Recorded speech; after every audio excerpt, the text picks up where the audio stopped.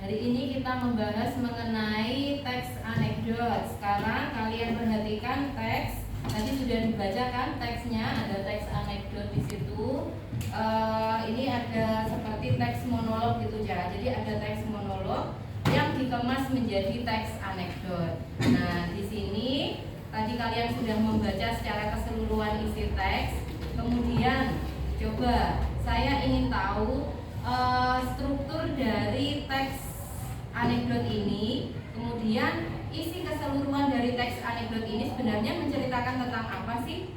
Dari teks anekdot yang berjudul Liburan Kuli Bangunan. Mungkin ada yang bisa menjawab secara keseluruhan dari teks ini menceritakan tentang apa? Ya, Aisyah.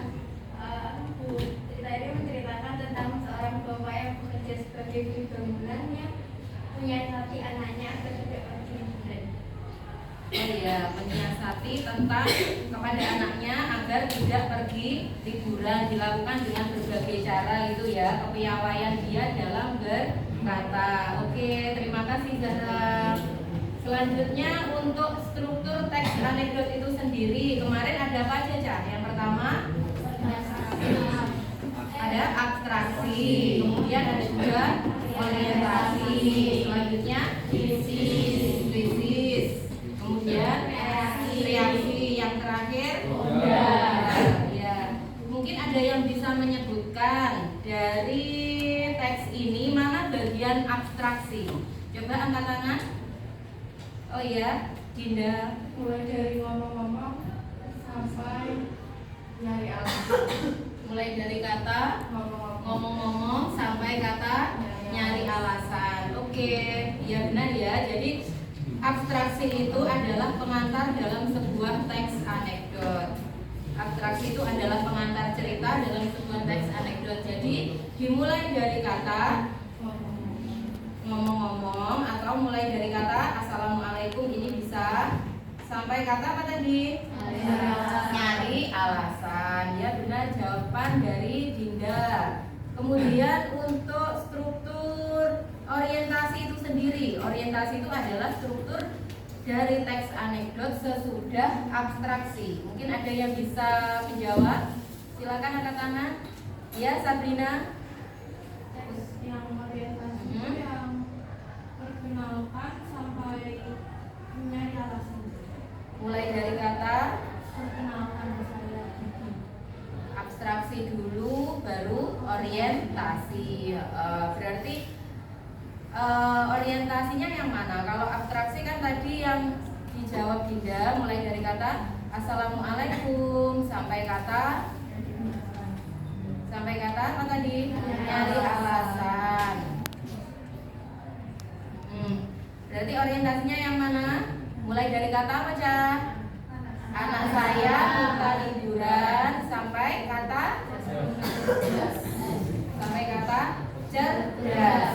Ya, itu ya. Jadi mulai dari kata anak saya minta liburan, Pak ingin ke Dufan. Nah, Jakarta banjir. Nah, itu dia menjawab seperti itu. Kemudian ada kata cerdas. Nah, itu dia adalah yang di sini adalah termasuk struktur dari orientasi. Oke, selanjutnya struktur krisis atau komplikasi, di mana dalam teks tersebut mulai ada konflik yang terjadi. Ada yang bisa menjawab? Silakan. Ya, Dido. Dari anak saya sampai jadi posko. Mulai dari kata anak saya itu memang jarang liburan sampai kata kalau orang lain nyusun Lego, anak-anak ya jadi robot, anak saya jadi pos ronda. Jadi jawabannya itu ya, benar jawabannya Dido. Wah, kelas 10H ini memang anak-anaknya aktif sekali.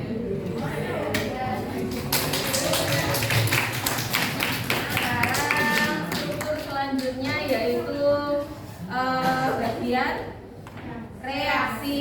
Kalau tadi sudah ada krisis yang menceritakan tentang isi permasalahan dalam teks, kemudian struktur reaksi. Ada yang bisa menyebutkan bagian reaksi dalam teks ini yang bagian mana? Ya, Fabian. Menurut saya bagian reaksi itu dari mantap sampai dengan emansipasi. Mulai dari kata mantap mah, pokoknya udah gede aku mau jadi kuli bangunan. Sampai kata apa? Emansipasi. Emansipasi itu apa sih Fabian? Kalau menurut kamu pengertian dari emansipasi itu apa sih sebenarnya? Ada yang tahu? Apa aja emansipasi itu? Apa? Emansipasi wanita misalnya seperti itu. Memperjuangkan emansipasi wanita apa? Kesetaraan ya. Jadi ada kesetaraan di apa namanya? Digunakan istilah emansipasi. Oke, sekarang struktur yang terakhir. Struktur yang terakhir adalah koda, yaitu ending dari sebuah cerita.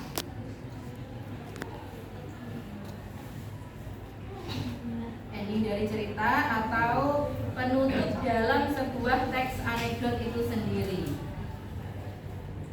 Mungkin ada yang bisa menjawab? Ya. Di kata tapi saya jadi tahu kalau dari warnet sampai kata bikin malu komunitas. Mulai dari kata tapi saya jadi tahu walaupun dari warnet ternyata banyak wahana kehidupan itu. Sampai kata bikin malu komunitas ya. Oke, itu adalah struktur dari teks anekdot itu sendiri ya. Kemudian sekarang pesan dari teks anekdot itu sendiri apa Cah? Dari sekian teks anekdot yang sudah kamu baca kan ada amanat atau pesan yang muncul. Selain ciri dari teks anekdot kemarin apa sih? Mengandung kelucuan, kemudian berisikan pesan atau kritik, kemudian melibatkan orang-orang penting dalam teks yang diangkat dalam cerita. Nah, ini dari teks ini terdapat pesan atau amanat yang disampaikan seperti cerpen atau teks-teks fiksi yang lain itu kan pasti ada amanat ya. Untuk amanat sendiri dari teks ini apa? Mungkin ada yang bisa menjawab? Iya, Caca. Amanat dari teks ini menurut saya adalah jika kita tidak bisa bahagia, maka buatlah orang lain bahagia. Kita bisa memberikan kebahagiaan pada orang lain dengan cara yang sederhana. Seperti seorang tukang kuli bangunan yang memberikan kebahagiaan pada anaknya dengan mengajaknya ke tempat kuli bangunan yang dianggap anaknya adalah sebuah wahana permainan. Oke, benar sekali jawaban dari Caca.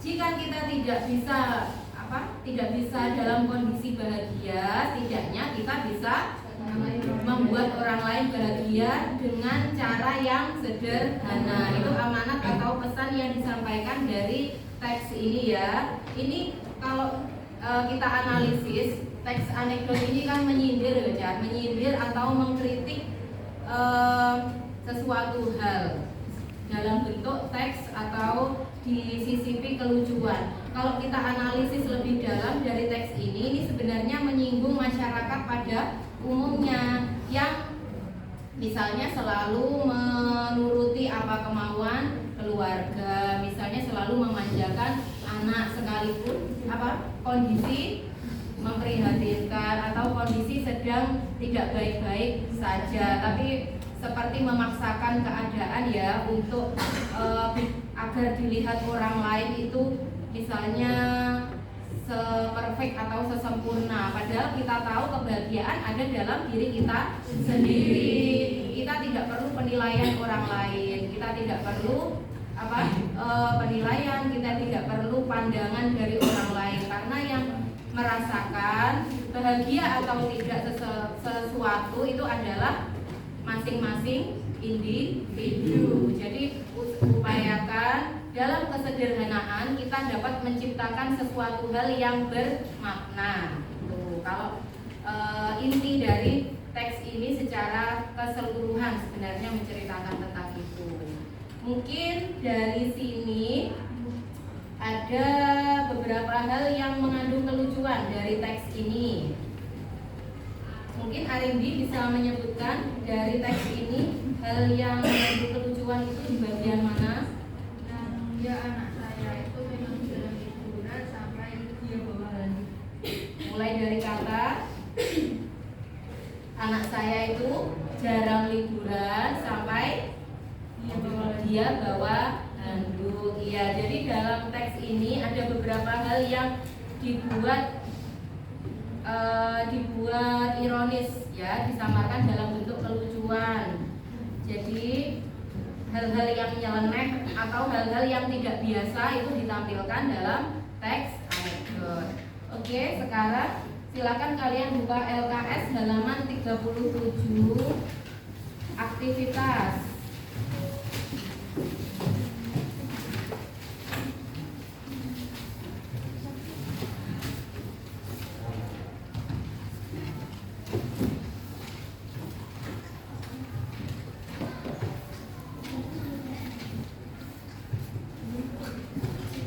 Halaman 34 mengenai cermati teks anekdot yang berjudul hobi basket. Itu ya. Silahkan kalian baca, dan kalau tadi kalian mengamati mengenai struktur, sekarang silahkan kalian membuat kelompok dan kalian mengamati mengenai kaidah kebahasaan yang ada dalam teks.